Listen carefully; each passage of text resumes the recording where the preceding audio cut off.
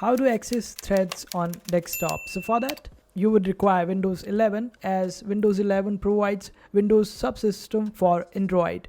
And what we will do is just go to Microsoft Store and then get Amazon App Store and get it.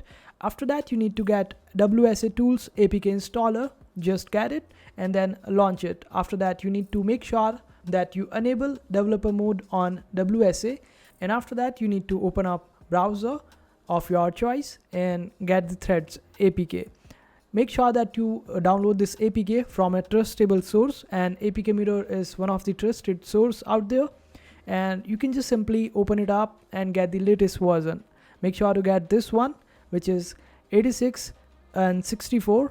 It is the latest version, so just get it, and after that launch WSA and locate threads over there, install it, and that's it. Threads will appear just like any other app on your device. So first of all, get Amazon App Store, then get WSA Tools APK installer from your Microsoft Store, and for threads you need to open up browser and get it from a trustable source, and this is it.